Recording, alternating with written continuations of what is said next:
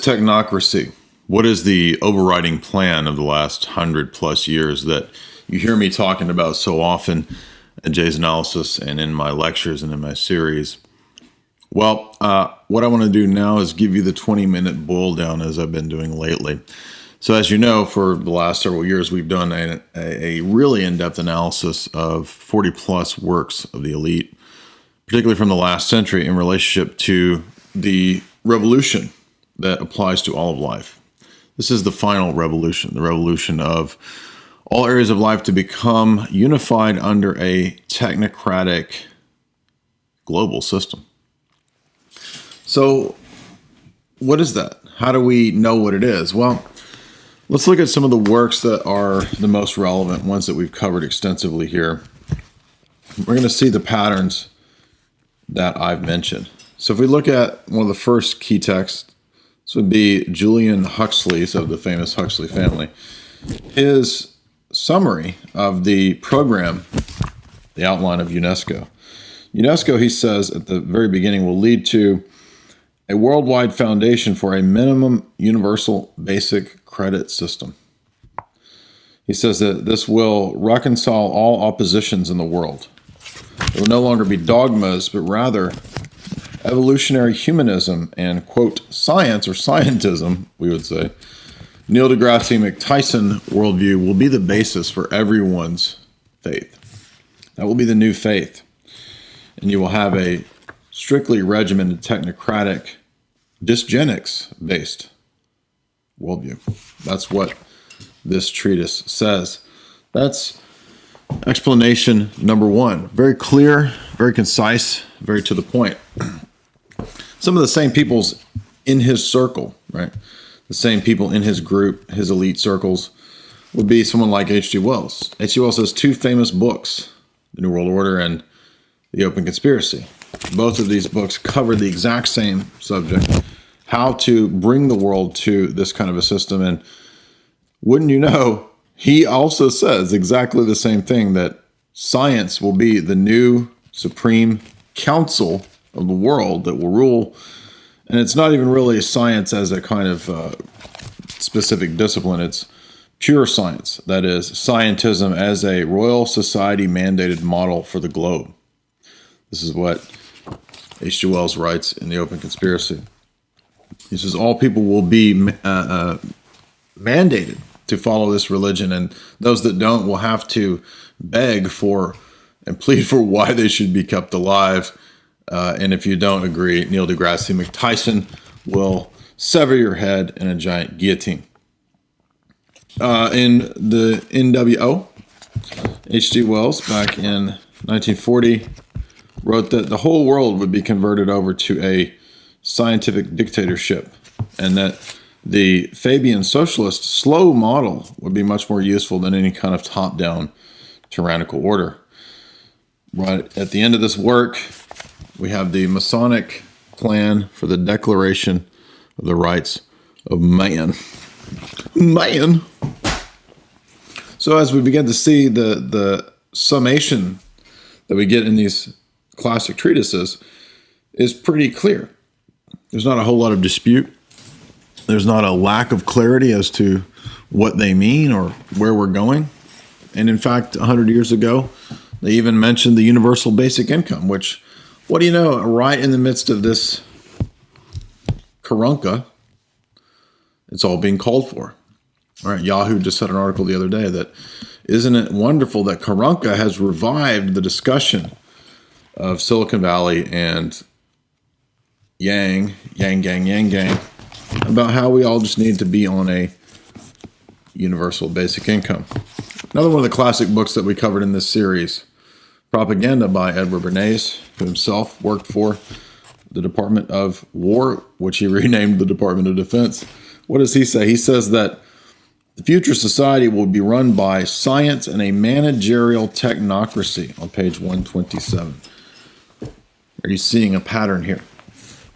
A managerial technocracy. Now, as you know, in the last video that we did a few days ago, I covered both of these ones that are part of my series, the Impact of Science on Society and the Scientific Outlook by Bertrand Russell. And I don't have to explain to you that, yes, Russell says the exact same thing as the people that we've just covered, that there needs to be a universal credit system based on people's social scores and so forth, and that this would be rolled out by some sort of centralized technocratic system.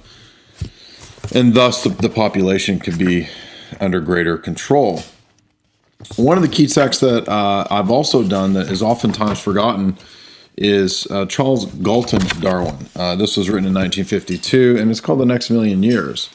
And if you read this text, which again, I did have a whole video, a whole lecture on this, at the close of the book, he explains that science will be the new religion of the future. And science will succeed because it will produce a natural happiness in man. He says that they'll even create a new religion of the future that will be a cloak for nothing but, quote, scientific Darwinism. And because it will give material comforts, this pursuit of happiness, back to John Locke, right? And because it will create a religion around controlling the populace, they can very easily and clearly reinstitute ancient notions of sacrificing to the gods. That's literally what he says. So we've covered this character, the famous Mr. Salk, and he says at the end of his book that the elite are those who practice science. Evolution is a movement of nature that requires the scientific elite, the priests in lab coat, to commandeer it and to steer it, and to thereby place environmental pressures to toxify and experiment on those in the environment to further evolution. Are you beginning to see that basically anything that happens or anything that's done is justified as just part of natural phenomenon evolution, and therefore just part of the natural progress of technocracy? We covered Friedrich Capra, right? Capra's book, The Turning Point, discussed how there would be a revolution in all areas of life away from the older models that were characterized by patriarchal, reason-based things, right? Science, medicine, and that it would turn towards an eco-based, new age, ghost in the machine style initiation of shamanic practices. Yes, shamanism would be the norm. And that this would be initiated through the counterculture movements, the 60s, the 70s, and so forth. And of course, that's exactly what Marilyn Fergan said in the Aquarian Conspiracy. The movement away from patriarchal ideas to the goddess and to the new age is central to the revival of eco-spiritualism and the technocratic new world vision. We covered other texts too, like God the Invisible King, where H.G. Wells projected a new religion, much like Charles Galton Darwin said about how in the future the religion would be centered around science, right?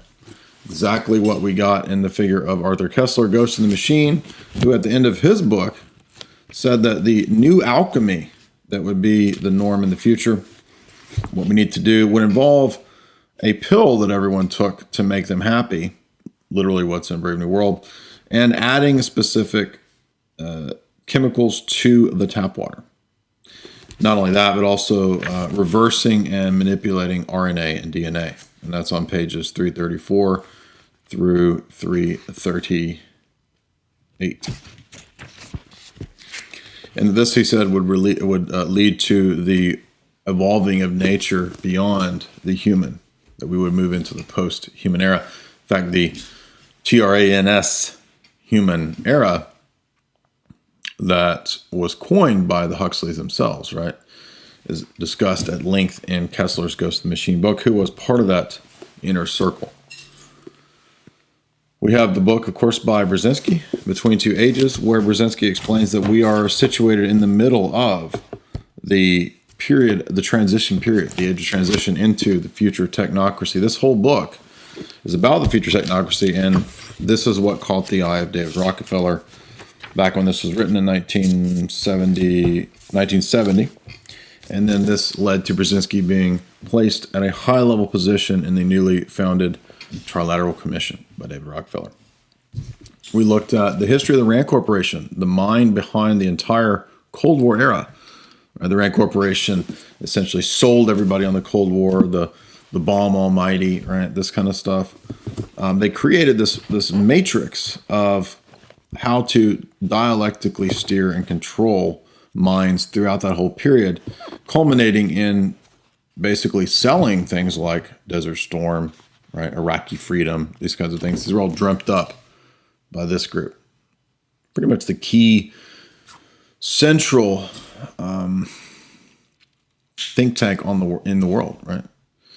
This is crucial to understand because as Abeya closes the book with the modern American ideology, America as we know it in the last century is essentially a creation of the Rand Corporation. And that's not these are not conspirafoil books. These are books written by the elite themselves, right? That's an authorized text. We covered works because I don't have an actual work that's specifically from Tavistock. Many of the Tavistock books are actually really expensive. We did cover a secondary work, Daniel Eslin's book on Tavistock, which just gives us an overview of this, basically a wartime institute that has continued to practice social engineering, right, and study social engineering. And we find the same thing there, right? The overriding ideology of the Tavistock Institute was also technocracy. We covered the Kissinger of France, Jacques Attali, in his book, Brief History of the Future, written in 2006, which actually predicted where we are now, right? It predicted the rising technocracy of 20, 30 years later. And here we are almost 20 years later after that book. And pretty much everything that Attali predicted has come true. We have lectures on every one of these texts. Let's also not forget that Julian Huxley wrote another book that a reader of my website recommended on living in a revolution, right? And this text is most relevant because in the first few chapters, Julian says that we're moving into the age of the social man, and the social man is a phase of world revolution. And the world revolution that's coming is this, right? Brave New World is the final revolution of all the revolutions back to the French Revolution, right? All the revolutionary periods, they all culminate, as Julian says on page 4, in the final revolution in his day, which was the creation of the social man. Socialism in the sense of a democratic socialism, a scientific democratic socialism, supposedly, based on empiricism, scientism, Bill Nye, Neil deGrasse McTysonism. It's the religion of the future. And it's fine if you want to have your new agey gobbledygook stuff because that fits perfectly with this fake religion. That's why Aldous Huxley wrote this book and pointed out in his Berkeley interviews and his talks at Berkeley that the audience was too stupid to realize that what he's talking about is not fiction, but in fact a real plan, because his brother wrote the plan. We just showed you that with the foundational philosophy from UNESCO. Other books that are really relevant, we've covered and mentioned at times David Rockefeller's memoirs. David Rockefeller's memoirs include entire chapters on global governance, how to create global governance, his role, particularly chapter 27, in founding a lot of these international institutions, his connections to trilateralism, to Bilderberg, the CFR, his family's role in setting up those institutions, also covered in the famous authorized biography of Collier and Horowitz, that basically all those institutions have been set up by the Rockefellers and their family, all the way back to the OSS, CIA, CFR. All of those institutions that we now think of as premier globalist institutions were set up under the aegis of Rockefeller support. Now, in terms of technocracy, we can't forget the scientific core of R&D, which is the Pentagon's brain DARPA. All right. We covered Annie Jacobson's 500-page history of DARPA.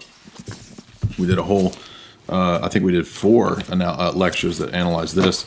And we learned how so much of even fiction, right, tied into how we understand and how we are being prepared for the technocracy. That's why people like H.G. Wells and Hollywood are so important, is because this is not just dry facts. It also ties into fiction. So this book, very similar to Abea's Rand Corporation book, Pentagon's Brain. And we covered the history of DARPA and all their super secret projects and all the madness that they were involved in, and how in many cases the battlefield was actually a test tube, right? Simulations, large-scale simulations. Sound familiar? Have we seen any large-scale simulations lately? Now, in terms of the pharmacological angle of technocracy, we have Mr. Dolphin Love himself, Dr. Lilly, who bragged about wiping minds with LSD, wiping the minds of young people with LSD. Literal lunatics, like literal mad scientists running all this stuff, and explaining how the technocratic model is viewing everything in this mindset of mechanistic evolutionary processes, biometrics, and essentially the computer model. Life is a computer, and so therefore we can just reprogram everything. We also covered aspects of the CIA that related to things like Miles Copeland, the famous, yes, that Copeland, Game of Nations, where you thought after these hundreds of pages of dealing with his operations in Syria and Egypt that it would just be a spy biography. And what did it end with? It ended with techniques of the Council on Foreign Relations on bringing in technocracy. Exactly. That's the whole point of all of it. We can't forget, of course, the magisterial Tragedy and Hope, all 1,300 pages of Dr. Quigley that we covered in 8 lectures, which kicked off this whole series, right? And what did we say was the most important chapter? Not the chapter on the fractional reserve banking, but the chapter in the middle about technocratic managerial society and how that was the whole goal of all of it. We also covered his addendum, Anglo-American Establishment, which dealt with the inner society, the inner party that Orwell talks about, the inner select group of the elite, the top 13 families, according to Quigley, that at the beginning of the century were in control of the British Empire. That power structure then kind of morphed into the American Empire. We also covered another CIA analysis of using anthropology in academia, right? Spies basically that are academics or under the cover of or working for agencies like the CIA, studying things like anthropology in order to weaponize it. And again, along with that pharmacological aspect, we covered Terence McKenna's Food of the Gods. Okay. So we wanted to delve into some of the psychonauts. We've also covered large-scale geopolitical analyses of the Middle East with books like Afghanistan's Untold Story, with the importance of drug trade, the importance of geopolitical locations like Afghanistan being the gateway to Eurasia, especially in the Halford Mackinder model. We covered Devil's Game, right? The usage of radical groups, and we covered aspects of the Vatican as well, right? Dubious characters like Malachi Martin and his 800-page treatise. We also covered Grand Chessboard by Brzezinski. And we covered Wahlberg's Postmodern Imperialism, which we also found a lot of interesting details and insights in that relate to technocracy. So there you have it. That's basically what we're seeing right now rolled out with this big CV stuff, is everything that we've lectured on for the last 4 or 5 years extensively, directly from, except for a couple cases, the experts themselves, the elite, in their top writings for the last 100 years. And that's why we get MIT rolling out these articles saying everything that you've heard me say. If you want to see this whole lecture series, be sure and go down to my page. There's a whole playlist of the global elite, right? That whole thing. You can go through all these books.